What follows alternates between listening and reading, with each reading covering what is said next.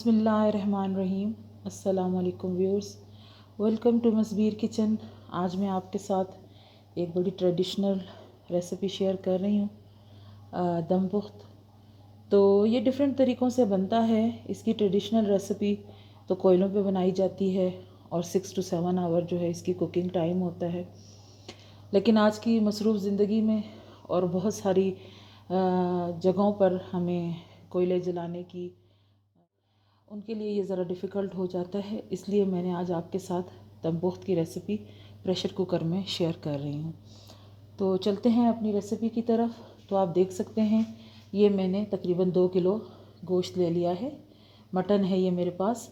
इसमें कुछ जो है वो मैंने, आप ये देख सकते हैं, लेग पोर्शन लिया है और कुछ जो है वो पुट का गोश्त लिया है, क्योंकि हमें इसमें हड्डी का गोश्त भी चाहिए होता है जो नीचे की तह में लगेगा, ताकि हमारी जो दम पुख्त की रेसिपी है वो जल ना जाए।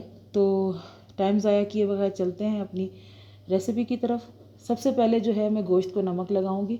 कुछ लोग ऊपर से भी छिड़कते हैं तह लगाकर, लेकिन उसमें जो है वो नमक यकसा मिक्स नहीं होता, तो इसलिए बेहतर ये होता है कि हम सबसे पहले नमक लगा लें। तो व्यूअर्स, ये मैं सबसे पहले तकरीबन मैंने 1 टेबल स्पून जो है वो नमक ले ली है और इसको मैं अच्छे तरीके से गोश्त पे मिक्स कर दूंगी, ताकि बाद में किसी जगह नमक होता है किसी जगह नहीं होता। अगर आप लेयर्स में लगाते हैं तो इसको अच्छे तरीके से नमक लगा के तो हम मिक्स कर लें। तकरीबन 1 पाव के करीब चर्बी है, इसे हम तह में लगाएंगे। वेजिटेबल्स में ये मैंने पोटैटोज़ ले लिए हैं, 4 अदद जो है मैंने टमाटर लिए हैं, 3 अदद ऑनियन हैं जिनको हाफ़ कट कर लिए, 2 अदद लहसुन है, अदरक का 1 टुकड़ा है और हरी मिर्च। लिंक की तरफ तो हम इसको कैसे असेंबल करेंगे ये मैं आपको बताती हूँ। ये मेरे पास कुछ चर्बी की बोटियाँ हैं, तो इनको मैं तह में, आप देखें ये मैंने नीचे चर्बी की तह लगा ली है। अब इसके ऊपर मैं हड्डियों की लेयर लगाऊंगी। तो ये मेरे पास कुछ हड्डियाँ हैं। अब मैं इसमें ये हड्डियों की लेयर लगाऊंगी। आप देख सकते हैं ये मेरे पास कुछ हड्डियाँ हैं सिंपल, तो मैं इनकी लेयर लगाऊंगी इसमें। ये होगा कि हमारी जो, ये आप देखें हड्डी जो हड्डी का पोर्शन है उसको आप नीचे रख दें। इससे ये होगा कि जो हमारा गोश्त है वो जलेगा नहीं। ठीक है, ये मैंने हड्डियों की लेयर लगा दी पूरी इसमें। ठीक है, इसके ऊपर अब मैं आलूओं के लिए ये आलू लगा दिए हैं सारे। ठीक है, अब इसके ऊपर हम थोड़ा सा गोश्त डालेंगे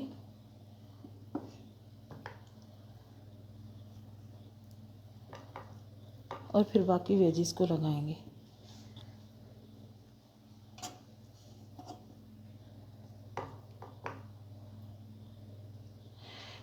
साथ ही हम ये लहसुन भी रख देंगे सेंटर में, ताकि ये इसका टेस्ट जो है चारों तरफ फैल जाए।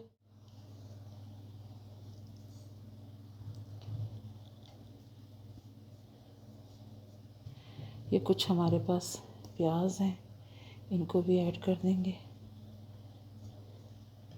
थोड़ी सी ये लहसुन की अदरक की स्टिक्स हैं, ये भी डाल देंगे।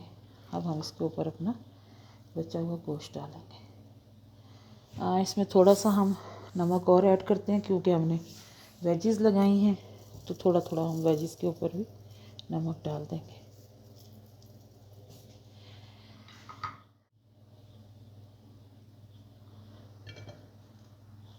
और ये हम इसमें ग्रीन चिलीज़ भी डाल देंगे, क्योंकि हम इसमें रेड चिलीज़ यूज़ नहीं करते, तो इसलिए ग्रीन चिलीज़ और थोड़ा बहुत अगर आप चाहें तो ब्लैक पेपर यूज़ कर सकते हैं। थोड़ा सा ज़ीरा और मैंने काली मिर्चें भी डाली हैं। ये इस रेसिपी का हिस्सा नहीं है, लेकिन मैं इसका फ्लेवर मुझे पसंद है तो मैं डालती हूँ। ये ऑप्शनल है, अगर आप चाहें तो डालें। तो अब इसे हम प्रेशर कुकर को टाइट बंद करके स्लो आंच पे 1.5 आवर के लिए रख देंगे। ये अब हम इसको बिल्कुल धीमी आंच पर तकरीबन 1.5 से 2 आवर्स तक पकाएंगे और फिर मैं आपके साथ शेयर करती हूँ।